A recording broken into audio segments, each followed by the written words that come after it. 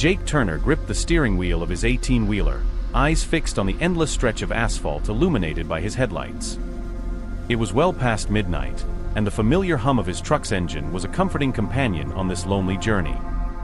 Jake was a veteran trucker, having spent over 20 years navigating the highways and byways of America. He had seen it all, the good, the bad, and the downright strange. But nothing could have prepared him for the horror that awaited him on this fateful night. The CB radio crackled to life, a voice cutting through the static. "A breaker, breaker. This is Big Red. Anybody got their ears on?" Jake picked up the receiver. This is Roadrunner. "What's up, Big Red?" Hey, Roadrunner. You out on I-90 tonight?" "Yeah, just past mile marker 234. Why?"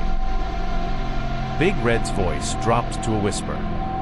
Watch yourself out there, man. They say there's something out on this road tonight. Something not right." Jake chuckled, but there was an edge to his laughter. Come on, Red. You trying to spook me?" "Yeah, I'm dead serious, Roadrunner. Just keep your eyes open. Don't stop for anything." The radio went silent, leaving Jake with a creeping sense of unease. He shook his head, trying to dispel the growing tension. It was probably just another trucker's tale, a story to pass the time and keep drivers alert. But as the miles rolled by, Jake couldn't shake the feeling that something was indeed out there, lurking in the darkness. Chapter 2: The Phantom Hitchhiker. A figure in the darkness. The night grew darker, and the moon slipped behind a thick bank of clouds, plunging the highway into an inky blackness. Jake's headlights pierced the gloom, casting eerie shadows that danced along the edges of the road. He glanced at the clock on the dashboard, 3:15 a.m. The witching hour. As he rounded a bend, Jake spotted something up ahead.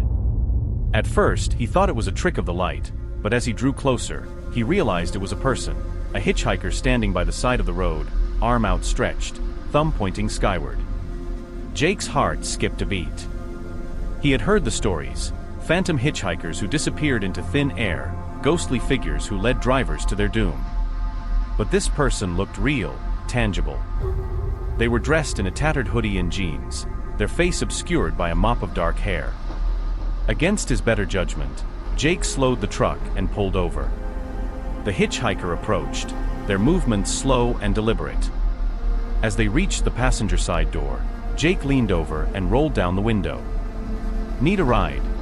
he asked, his voice sounding unnaturally loud in the silence. The hitchhiker nodded, their face still hidden in shadow. Thanks," they murmured, their voice low and raspy. Jake unlocked the door, and the hitchhiker climbed in, settling into the seat with a weary sigh. Where you headed?" Jake asked, trying to keep the conversation light. Just down the road," the hitchhiker replied, their voice barely above a whisper. Just keep driving." Jake nodded and eased the truck back onto the highway. As they drove, an uncomfortable silence settled between them. The hitchhiker stared straight ahead, their face still obscured by shadows. What's your name?" Jake asked, hoping to break the tension.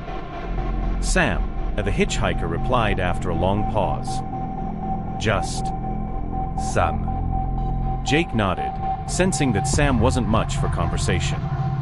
The road stretched out before them, endless and empty. Jake's eyes flicked to the rearview mirror, and he froze.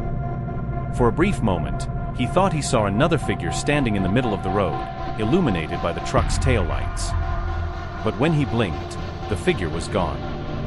He shook his head, telling himself it was just his imagination. But deep down, he knew something was wrong. The air felt heavy, charged with a sense of impending doom. Chapter 3: The Abandoned Rest Stop. An unsettling discovery. As they drove on, Jake's unease grew. He couldn't shake the feeling that they were being watched, that something was following them. The night seemed to close in around them, the darkness pressing in from all sides. Can we stop?" Sam asked suddenly, breaking the silence. Jake glanced at him, surprised. "I thought you said not to stop." Sam's face was pale, eyes wide with fear. "I know. But I need to. I need to go to the bathroom. There's a rest stop up ahead." Jake nodded, his heart pounding in his chest. He spotted the sign for the rest stop and turned off the highway, the truck's tires crunching on the gravel driveway. The rest stop was deserted, the parking lot empty, and the building dark and foreboding. Sam climbed out of the truck, moving quickly towards the restroom. Jake watched him go, unease gnawing at his gut. He glanced around, the hairs on the back of his neck standing on end. The place felt wrong, like it was trapped in time, abandoned and forgotten. Jake stepped out of the truck, stretching his legs and trying to shake off the creeping dread. He walked over to a vending machine, fishing in his pocket for some change. As he inserted the coins, he heard a noise behind him, a soft, almost imperceptible whisper. He turned, but there was no one there. The rest stop was empty, silent except for the distant hum of the highway. Jake shook his head, telling himself it was just his imagination playing tricks on him. Suddenly, Sam was back, moving with an urgency that set Jake's nerves on edge. "Let's go," he said, his voice tight with fear. Jake didn't argue. He climbed back into the truck and started the engine, pulling out of the rest stop and back onto the highway. As they drove, Jake glanced in the rearview mirror, half expecting to see something following them. But the road behind was empty, a dark void stretching into the distance. What happened back there?" Jake asked, his voice tense. Sam shook his head, refusing to meet Jake's eyes. "Just drive," he whispered. Don't stop. Whatever you do, don't stop." Chapter 4, The Haunting. Shadow of the Past. The miles slipped by in silence, the tension in the truck almost palpable. Jake kept glancing at Sam, who sat rigid and silent, his eyes darting nervously around the cab.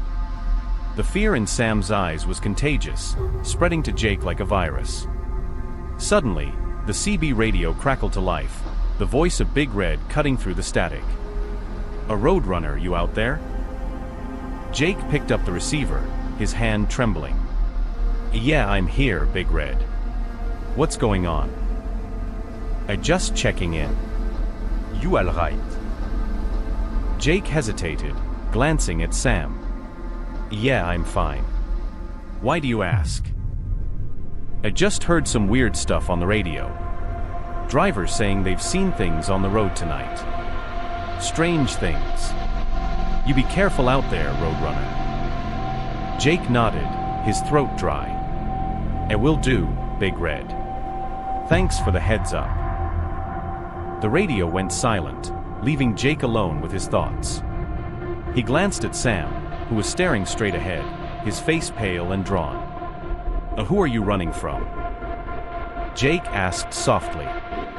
Sam didn't answer at first, his eyes fixed on the road ahead. "It's not who," he finally said, his voice barely above a whisper. "It's what?" Jake felt a chill run down his spine. What do you mean?" Sam turned to face him, his eyes wide with fear. "There's something out there, something that follows you. It doesn't matter how fast you drive or how far you go. It always finds you." Jake's heart pounded in his chest. What is it?" Sam shook his head. "I don't know. But I've seen it. And I know it's real." Chapter 5, The Pursuit. The chase begins. Jake's mind raced, his thoughts a jumbled mess of fear and confusion. He had heard stories of haunted highways and ghostly apparitions, but he had never believed them. But now, with Sam's fear so palpable, he couldn't help but wonder if there was some truth to the tales. Suddenly, a loud bang echoed through the truck, and the vehicle lurched to one side. Jake fought to keep it under control, his hands gripping the wheel with white-knuckled intensity. What the hell was that?" he shouted, his heart racing. Sam's face was pale, his eyes wide with terror. "It's here," he whispered. It's found us. Jake glanced in the rearview mirror, his blood running cold. There in the darkness, he saw a figure standing in the middle of the road, its eyes glowing with an eerie, unnatural light. A floret! Sam shouted, his voice breaking with panic. Jake didn't need to be told twice. He slammed his foot on the gas, the truck roaring to life as it sped down the highway. The figure in the road grew smaller and smaller, eventually disappearing into the distance. But the fear remained, a constant presence in the back of Jake's mind. He knew deep down that they couldn't outrun whatever was out there. It would find them, sooner or later. Chapter 6: The Final Stand. Facing the unknown. Hours passed, and the sky began to lighten, a faint glow on the horizon signaling the approach of dawn. But the sense of unease never left Jake. He kept glancing in the mirrors, expecting to see those glowing eyes at any moment. Sam had fallen silent, his face etched with fear and exhaustion. He looked like a man on the edge, ready to snap at any moment. Jake knew he had to do something, but he didn't know what. How do you fight something you can't see, something you don't even understand? We need to stop, Jake said finally, breaking the silence. I can't keep driving like this. Sam's head snapped up, his eyes wide with panic. No. We can't stop. Not until we're sure it's gone. Jake shook his head. I need to rest, Sam. And so do you. We can't keep running forever. Reluctantly, Sam nodded, his fear giving way to exhaustion. All right. But just for a little while. And we need to find somewhere safe. Jake scanned the horizon, looking for a place to pull over. He spotted a small diner up ahead, its neon sign flickering in the early morning light.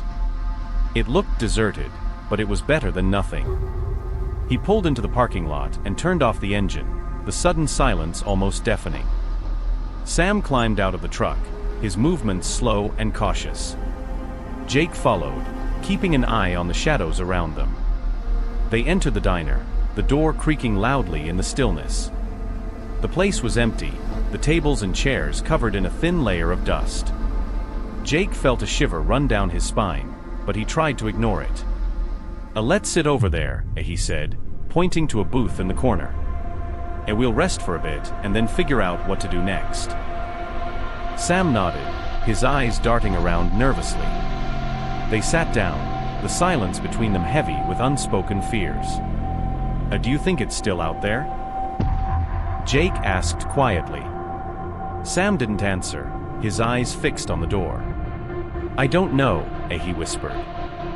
But I don't think it's gone. Not yet.